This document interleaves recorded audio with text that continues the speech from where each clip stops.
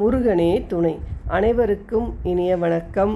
ஆன்மீகம் ஸ்டார்ட்ஸ் உங்களை அன்புடன் வரவேற்கிறது. நம்ம சேனலை சப்ஸ்கிரைப் பண்ணாதவங்க சப்ஸ்கிரைப் பண்ணி வச்சுக்கோங்க. பதிவு என்னவென்றால், முயற்சிக்குரிய பலன் கிடைக்க வேண்டும் என்றால் ஆஞ்சநேயர் வழிபாடை செய்யுங்கள். ஒரு மாணவன் பரீட்சையில் நல்ல மதிப்பெண் எடுக்க வேண்டும் என்றால் நன்றாக படிக்க வேண்டும். ஒருவருக்கு நல்ல வேலை வேண்டும் என்றால் அந்த வேலையை தேட வேண்டும். வேலையில் பதவி உயர்வு கிடைக்க வேண்டும் என்றால் அந்த வேலையில் தன்னுடைய திறமையை காட்ட வேண்டும். திருமணம் நடக்க வேண்டும் என்றால் திருமண முயற்சிகளை செய்ய வேண்டும். குழந்தை பாக்கியம் கிடைக்க வேண்டும் என்றால் அதற்குரிய மருத்துவத்தை மேற்கொள்ள வேண்டும். இப்படி நம்முடைய வாழ்க்கையில் நமக்கு எது வேண்டுமோ அதற்குரிய முயற்சியை நாம் செய்தால்தான் நமக்கு அது கிடைக்கும். அப்படி முயற்சி செய்தும் நமக்கு கிடைக்கவில்லை என்னும் பட்சத்தில் ஆஞ்சநேயருக்கு எந்த முறையில் தீபம் ஏற்றி வழிபாடு செய்ய வேண்டும் இந்த பதிவில் பார்க்கலாம். ஆஞ்சநேயர் வழிபாடு.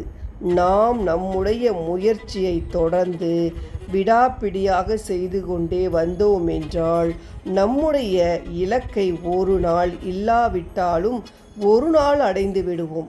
அப்படி இலக்கை அடைவதில் ஏதேனும் பிரச்சனைகள் ஏற்பட்டாலோ தடைகள் உண்டானால் அந்த தடைகளை விலக்கி அந்த பிரச்சனைகளை நிவர்த்தி செய்யக்கூடிய தெய்வமாக திகழ்பவர் தான் ஆஞ்சநேயர்.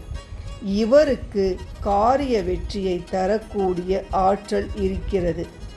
விநாயக பெருமாளுக்கு அடுத்தபடியாக ஆஞ்சநேயருக்கு தான் காரிய வெற்றி தரக்கூடிய ஆற்றல் என்பது இருப்பதாக புராணங்கள் கூறுகின்றன.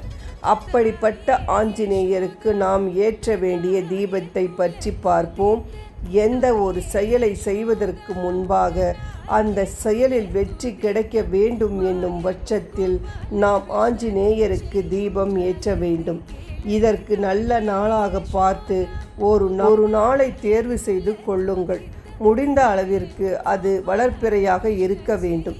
மேலும் அன்றைய தினத்தில் தங்களுடைய நட்சத்திரத்திற்கு சந்திராஷ்டமம் இல்லாதவாறு பார்த்து கொள்ளுங்கள். அருகில் இருக்கக்கூடிய ஆஞ்சநேயர் ஆலயத்திற்கு சென்று ஆஞ்சநேயருக்கு முன்பாக ஒரே ஒரு தீபத்தை மட்டும் ஏற்றினால் போதும். ஒரு வெற்றிலையை வைத்து வெற்றிலைக்கு மேல் ஒரு அகல் விளக்கை வைத்து கொள்ளுங்கள். அந்த அகல் விளக்கிற்கு சந்தனம் குங்குமம் வைத்து கொள்ளுங்கள். அந்த அகல் விளக்கில் கடுகு எண்ணெய் ஊற்றி 2 திரிகளை ஒன்றாக திரித்து ஒரு திரியாக போட்டு தீபம் ஏற்ற வேண்டும். பிறகு அந்த தீபத்தை மொட்டு உடையாத 2 கிராம்பை போட்ட வேண்டும்.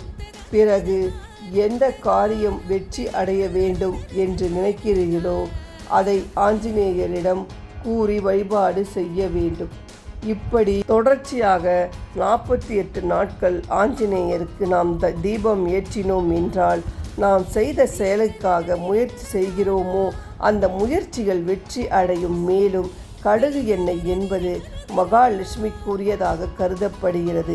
அதோடு மட்டுமல்லாமல் கிராம்பும் மகாலட்சுமிக்குரிய வாசனை பொருளாகவே கருதப்படுகிறது. அதனால் நாம் இந்த தீபத்தை ஏற்றி வழிபாடு செய்யும் பொழுது நம் வீட்டிற்கு ஐஸ்வர்யம் உண்டாகும் என்பது கூடுதல் பலன். பிரச்சனைகள் தீர வழிகாட்டும் விநாயகர் வழிபாடு.